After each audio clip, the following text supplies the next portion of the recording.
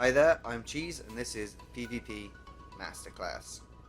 Disclaimer: definitions in this video will be in relation to Ant's gameplay and not broad definitions. Looting. Definition: looting is the act of attacking an ungarrisoned player, farm, or an active account with no defense.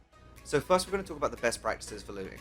The best practices for looting are to use your largest march and to fill each march with either tier 1 or tier 2 carrier troops. You're going to want to do this because tier 1 and tier 2 carrier troops have the most carry weight, so they'll be able to steal the most in one hit. So below a hill, you'll see that there's a durability bar. You'll only want to hit this until it's about 30% durability, or the hill might pop and you'll have to find it again, which will take a lot of time that you could be spending looting other inactives for resources. It's not usually worth looting anything below Queen level 11, and if you're not Raider class. Raiding. Definition: raiding is the act of attacking a player who has exposed resources with Garrison defensive units. So next we're going to cover a couple of methods for raiding. There's a few methods that we can use when raiding an active player, and it depends on the circumstances of the raid. The first and most exciting form of a raid is when a player is online. To perform this kind of raid, you'll want to have a stable internet connection and very fast reactions. Definition: cooldown. Cooldown is the period of time after an attack in which you cannot shield. So it all starts when you see a player attacking another player or a farm. When any player attacks another, they get put into a period of cooldown. This is a period of time between 20 and 25 minutes, depending on the queen level. When a player is in cooldown, they can't shield to protect themselves, and this gives you an opportunity to raid them, but you've got to be quick. The easiest and most secure method of raiding while a player is active and in cooldown is to catch them while their marches are out. This means you won't have any defense to compete with, and you'll be able to send in a full march of tier 1 or tier 2 carriers and take as many resources from them as possible. However, if the person farming is smart, they'll likely be keeping their pro march home for defense. When this is the case, you'll want to refer to your previous knowledge of this player and whether you can beat their defense with your pro march. If you can, then what you'll want to do is teleport next to them very quickly, send a march to attack them, speed that march up a few times, and as soon as you get the opportunity, teleport away.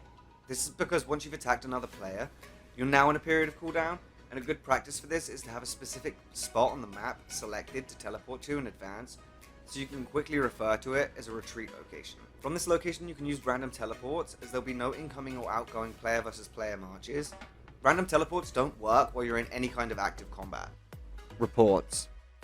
Reports are an essential part of PvP. They show enemy troop stats from Evo to special and star level and unlocked skills. Troop deaths, injures, survives, and dictate who really won the battle. Sometimes you'll lose a battle but still have a better KD ratio or kill death ratio. This, in my opinion, makes a battle worth it or not. If you're going into a PvP, you're going in to break another player's will to continue fighting before you decide to back out yourself. Reports show your cost to gain ratio. Reports also show how many resources were looted and whether it's worth continuing to loot. Garrison. Definition: garrison is the number of station marches you have in your anthill's defensive lineup. Okay, so let's cover Garrison. Ideally, you'll want to have 2 Garrison marches, which will be your first and second, as most players don't have a third and fourth powerful march, and if an opponent gets through your first 2 marches, they're likely going to be able to get through your last 2, which will just fill your healing pools faster and cause your troops to die. This is an effective method to avoid getting zeroed too quickly while in active PvP. Builds. Now let's go over a few different buildings, because buildings are an important prerequisite to PvP. They give percentage increases to different stats for PvP marches. First, let's go over Soldier Reform. Soldier Reform is a fairly new feature, but the general idea of it is that you can increase your soldier stats using Reform Medium. Next, we're going to cover Special Ant Mutation. Special Ant Mutation is also another new feature, and the general idea of this is that you can upgrade a single line of troops stats using Spores. Entrance. This is your defensive and durability building. The entrance level is going to govern how many hits you as a player can take and lose before being teleported away randomly across the map. There is also a PvP defense and attack bonus associated with this building. Toxic Fungi. The Toxic Fungi is a defensive building that will kill a fixed amount of enemy troops on defensive PvP for every attack you take, win or lose, depending on the building level. Rally Centers. Rally Centers directly control your troop numbers. They will be critical in the creation of PvP marches, as the more troops you can fit into a march, the more troop power you will have. Trophy Storeroom. The Trophy Storeroom is one of the most important buildings for PvP because it directly affects the stats of your pro march by up to 25% on both defense and offense, depending on the level of the building. Class. Definition: a class is a set of boosts and debuffs that the player can change every 3 days. Different classes have different bonuses associated with them, but we're just going to cover the PvP specific bonuses in this video. So let's start with Herder class.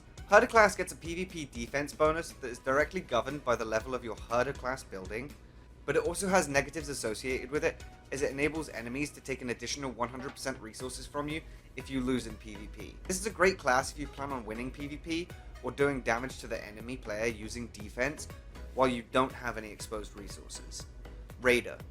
Raider is the main PvP class. While Raider, you'll have 150% troop load when invading. This means you'll be able to raid or loot more resources per hit, which is nice for the conservation of stamina. It also has emergency retreat, which will recover 40% of dead soldiers turned into injured, and a healing speed buff of plus 100%, which means that it'll cost you half as much to heal in terms of speed ups. Cultivator has benefits and drawbacks when it comes to PvP. For example, it gets a 35% debuff in attacking other players, but it also enjoys reduced resource loss when losing a PvP battle. It's the primary PvE class in my opinion, but it's a good middle ground between Herder and Raider. Special Ants. Special Ant skills are what govern the effectiveness of your Special Ants and their ability to win or lose PvP battles against other players. Skills are triggered on an RNG basis, but some Special Ants have a different RNG potential to others. Some are less reliant on luck, but do less damage in the long run, and some are highly reliant on luck, but will occasionally pop off with huge amounts of damage. A perfect example of this can be seen in the Groundhog event, where the players with the most damage are using the most RNG dependent ants. The main skill types for PvP for Special Ants: troop numbers. These are not affected by RNG. Attack. This directly affects the opposing team's troops. Defense. This may be considered a buff, but it's far more common and not affected by RNG. It directly increases the defensive stat of your troops.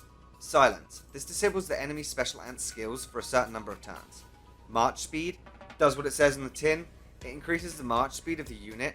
It's not affected by RNG. Buffs. Special Ants or troops by buffing one or more of the core stats. Debuffs. This affects the enemy troops' core stats and lowers them. Range. Range is the reach of a Special Ant. Depending on the range of a Special Ant depends on what it can hit and how effective it can be. For example, if you have an ant with a range of 3 and you set it to the 3rd march slot, it'll only be able to reach the front row of the enemy unit, effectively reducing the usability of the skills, whereas if it was placed in the 1st slot, it would be able to reach all 3 lines of the enemy march. You can think of each battle as having 6 total layers in a straight up and down line, and where you place your Special Ant will count for the range that it can reach starting 1 row in front of it. Troop types. Troop types are very important, and the basics to start with is it's basically a game of rock, paper, scissors. Shooters beat carriers, carriers beat guards, and guards beat shooters. Each troop type has benefits and drawbacks associated with it. For example, shooters are glass cannons. They do a lot of damage, but have relatively low health and defense. They're also slow to march, which gives the enemy more time to react. Carriers move very fast, but don't have the best damage or defense stats.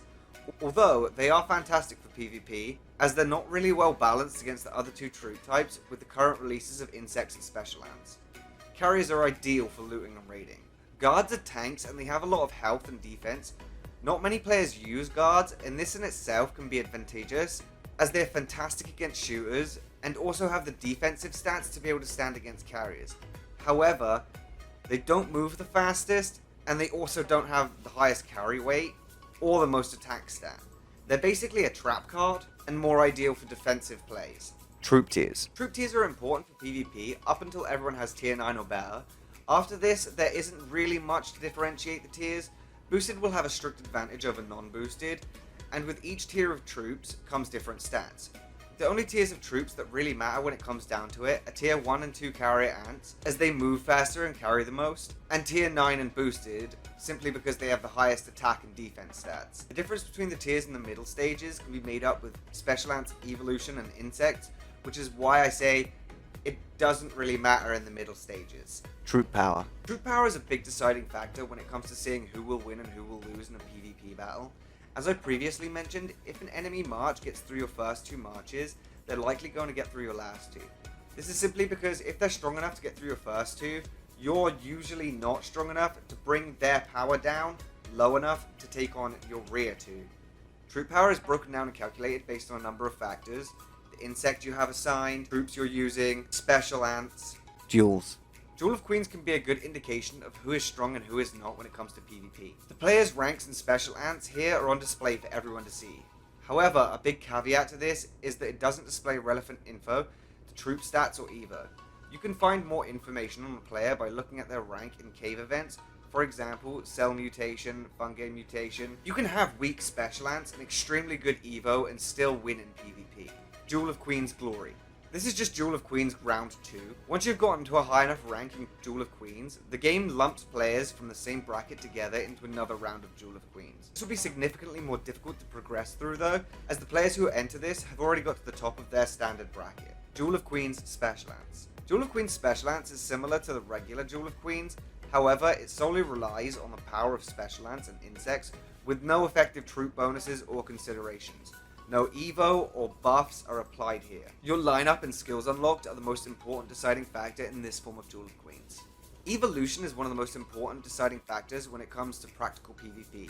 For War of the Kings, for raiding bases, for kill events. This is because it can increase the deadliness of your troops. Nothing stings more than going head on into a battle, hitting an impenetrable brick wall, and losing 250,000 boosted T9 troops to Valhalla. The main evos that you want to focus on for PvP are your main troop types, Advanced Combat, Zone Fight, and March tabs. With these 4 different types of evos completed or with high development, you'll have a much better chance of either being too expensive to attack or a force to be reckoned with. Defense. So there's a few defensive tactics that you can employ if your hive is under attack. Rallying is always the last resort, and let's make that clear. It's slow, it's loud, and it's annoying. Sending your pro unit to defend smaller allies is always an option, and the nice thing about this is you can do it from a shield. So let's say, for example, you're having problems with those loudmouth PvP guys that always seem to be infecting every server, spouting, "It's a war game!" Well, here's a little tactic that we've enjoyed using during our time on 563. Get one of your lower hills to un-Garrison, apply anti-scout, and clear out their resources, and let their shield fall. This might seem pointless, but hear me out. When those PV preachers come knocking on their door, you'll have your troops stationed inside your friend's hill, ready to wreak havoc on them with your pro marches. This kind of baiting is always a good ego kick to remind those players they aren't the invincible demigods they think they are. Buffs.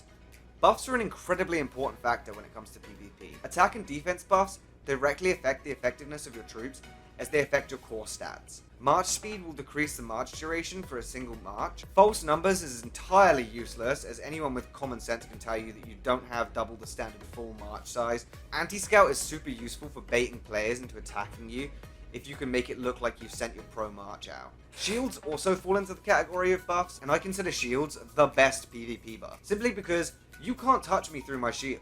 Shields are cheap and plentiful, and with a tiny amount of planning and a few gems, you can effectively become untouchable. Events.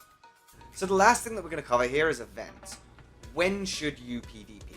In my opinion, the best time to PvP is during PvP related events. War of Kings and Kill Event, also known as Warzone Expedition. PvP during special events like this will reduce your overall cost, as you'll be getting 80% of the resources used to create those troops back at the end of the event. This cuts your cost down to 20% of what it usually would be, so you'll only be losing out on the speed ups that you used for those troops, which, let's be honest, are super plentiful. You get your resources back for all of the lost troops and healing that you do. So with all of that covered, I think it's about time to wrap this one up. I know this was a bit of a longer episode. If you enjoyed watching, subscribe, and yeah, I'll see you next time.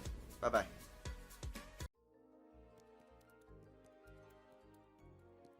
The Ants, download for free.